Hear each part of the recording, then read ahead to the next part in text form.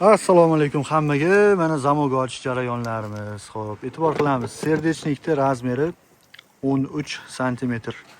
Eshigimiz ham shunga mos ravishda qalin bo'lganligi uchun mana shu serdechnikni qo'yamiz. Xo'p, zamokni ochib olish jarayonlari mana.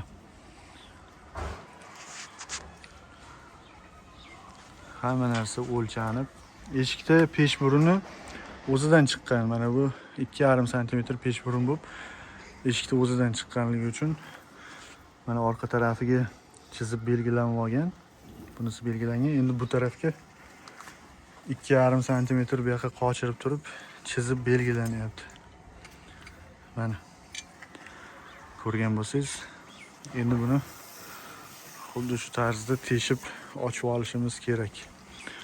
Mana bu esa eshigimizni tashqi ko'rinishi.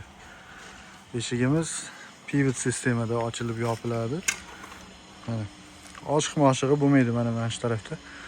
Hozirgi O'zbekistonda trend bo'lib kelayotgan eshiklarimizdan biri. Kanalimizga podpiska bosib qo'ying. Sizga ham mana shunaqa eshiklarni yasashni o'rgatamiz, ko'rsatamiz, tushuntirib boraveramiz. Xo'p, mana serdechnikni ustidan joyi belgilangan. Mana ikki tomondan bir xil qilib teshib olinadi. Xo'p, metr yordamida mana shu serdechkaning joyini ikki tarafga ham bir xil qilib olish uchun mana pastidan o'lchanadi-da. Mana razmer. Oldi tarafidan ham xuddi shunday o'lchanadi. Mana ko'ringan bo'lsa, mana shu tarzda davom etaveramiz.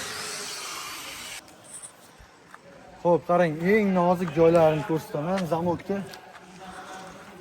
Mana shu qismini yonmachasiga, yonbosh deymiz-ku, mana bolgarka kirmaydi. Bolgarka buni tiqadigan bo'lsak, mana buni biriga kesib yuboradi. O'shaning uchun kichkina 5lik svirloda mana shunaqa qilib teshib, mana tepalarni teshib, endi buni o'zini vertikalni shoflanishini kesib yuboramiz. Zamok joyi ochiladi.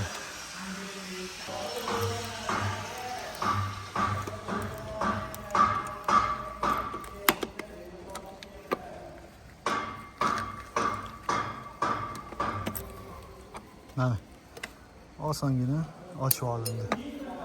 Eshikda profillarni ichigacha mineralli vata bilan to'ldirilgan.